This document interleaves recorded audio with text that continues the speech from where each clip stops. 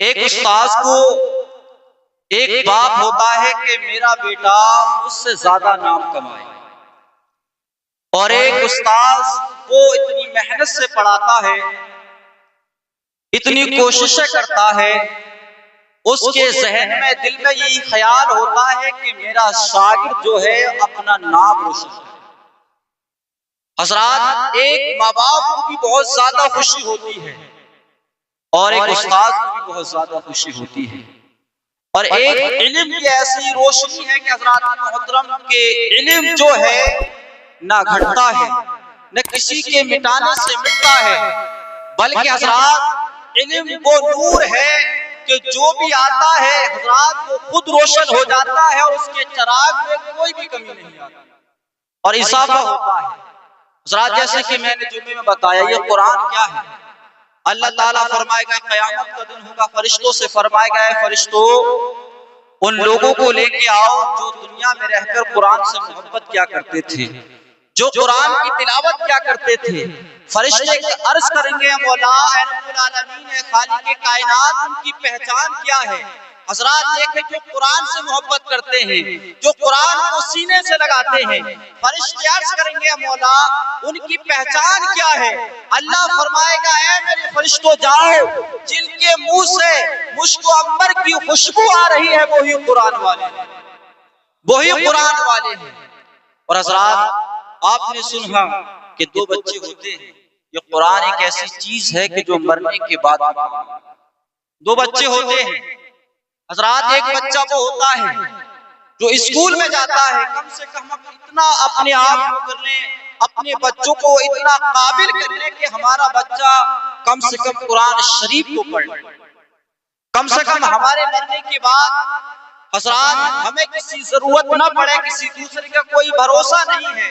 لیکن ہمارا بیٹے نے دنیا میں رہ کر قرآن سیکھا ہوگا، ہم نے سکھایا ہوگا، جب ہمارا انتقال ہو جائے گا ہمیں لوگ دفن کر دیں گے، حضرات اس بیٹے کے دل میں خیال آئے گا کہ میرا باپ دفن ہے، میرا باپ اس قبرستان میں دفن ہے، تو حضرات وہ بیٹا قبر پہ جائے گا اور سورہ فاتحہ کی تلاوت کرے گا، سورہ اخلاص کی تلاوت کرے گا۔ حضرات رب قدیر کو وہ رحمان کہہ کے پکارے گا، رحیم کہہ کے پکارے گا۔ اللہ فرمائے گا اے میرے فرشتوں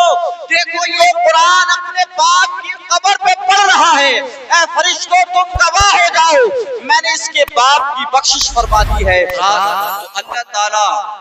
جب بیٹا رحمان کہہ کے پکارے گا تو رب قدیر کہے گا اے فرشتوں مجھے حیا آ رہی ہے کہ جس کا بیٹا مجھے رحمان کہہ کے پکارے میں اس کے باپ کو عذاب کیسے دوں۔ اور حضرات آخری بات، دو بچے ہوتے ہیں، جیسے کہ میں نے جو بتایا حضرات کہ ایک بچہ وہ ہوتا ہے کہ جو اسکول میں پڑھنے کے لیے جاتا ہے، حضرات اسکول میں پڑھنے کے لیے جاتا ہے تو اس کی ساری کتابیں پیچھے ہوتی ہیں، حضرات اپنی کتابوں کو وہ پشت پہ ڈالتا ہے اور خود آگے آگے چلتا ہے، کتابیں پیچھے ہوتی ہیں، لیکن حضرات ایک بچہ وہ ہوتا ہے جو مدرسے میں پڑھنے کے لیے جاتا ہے، لیکن اس کی شان یہ ہوتی ہے، اس کا مقام یہ ہوتا ہے، اس کا وقار یہ ہوتا ہے کہ وہ قرآن کو اپنے سینے سے لگاتا ہے، قرآن کو آگے رکھتا ہے، خود پیچھے چلتا ہے۔ تو حضرات محترم ایک بچہ وہ ہے کہ جو اسکول میں جا رہا ہے اپنی کتابوں کو پیچھے لے کے جا رہا ہے، تو حضرات ظاہر سی بات ہے کہ جو کتابیں پیچھے جا رہی ہے مرنے کے بعد وہ کتابیں حضرات محترم اسی زمین پہ رہ جائیں گی، اسی دنیا میں رہ جائیں گی، لیکن جو قرآن کو بچہ سینے سے لگا کے جا رہا ہے، چوم کے جا رہا ہے، قرآن کو چوم رہا ہے، حضرات دن رات اس کو محنت سے پڑھ رہا ہے۔ اب اللہ فرماتا ہے اے میرے فرشتوں دیکھو یہ ایک چھوٹا سا بچہ ہے، میرا بندہ ہے، اپنے گھر سے نکل رہا ہے، اے فرشتوں تم اپنے پروں کو حاضر کر دو، اب اس کا قدم زمین پہ نہیں رکھا جائے بلکہ تمہارے پروں پہ رکھا جائے۔ اور حضرات یہی قرآن مرنے کے بعد حضرات تمہاری قبر میں آئے گا اور فرشتے منکر نکیر سوال کرنے کے لیے آئیں گے، قرآن کہے گا ذرا رک جاؤ اسے سوال جواب نہ کرو، تو حضرات وہ قرآن اللہ تعالیٰ کی بارگاہ میں جائے گا، مولا تیرا بندہ تیری بارگاہ میں آ گیا ہے، اپنے اصلی مقام میں آ گیا ہے، اپنے اصلی گھر میں آ گیا ہے، اور فرشتے سوال و جواب کر رہے ہیں، مولا وہ بندہ تھا جو دنیا میں رہ کر راتوں کو اٹھ کر میری تلاوت کرتا تھا، فجر میں اٹھ کر میری تلاوت کرتا تھا، رات کے 11 بجے تک مجھ کو پڑھتا تھا، اپنے سینے سے لگاتا تھا اور چومتا تھا۔ اے مولا آج اس کا انتقال ہو گیا ہے اور فرشتے جو ہے سوال جواب کے لیے تیار کھڑے ہیں۔ اے مولا میں یہ چاہتا ہوں کہ جو دنیا میں رہ کر مجھ سے محبت کرتا تھا، میری خواہش یہ ہے کہ اللہ تعالیٰ تو آج اس کی بخشش فرما دے۔ تو حضرات اللہ تعالیٰ قرآن کی اس سفارش سے حضرات محترم، تو اللہ تعالیٰ حضرات اس بندے کی بخشش فرما دے۔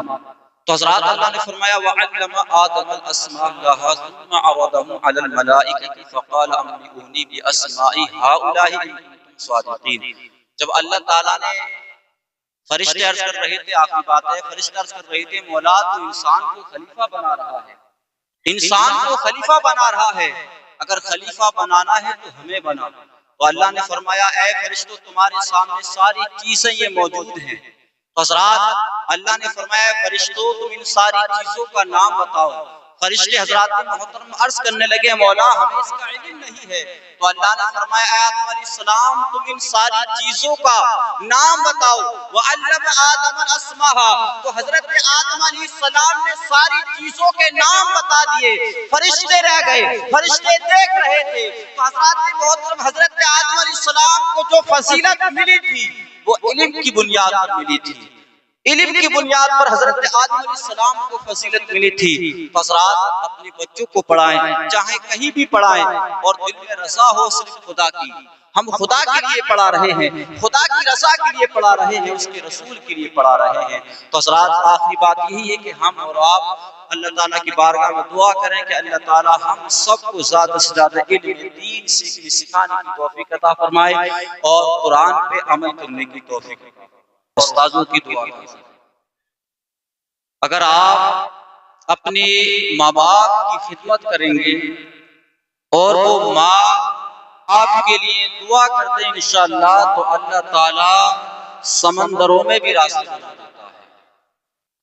اور پہچان جو ہوتی ہے وہ استاد سے ہوتی ہے۔ حضرات یہ منبر رسول ہے، باخدا مجھے تقریباً 4 سال ہو چکے ہیں اور شروع سے یہ بچے پڑھ رہے ہیں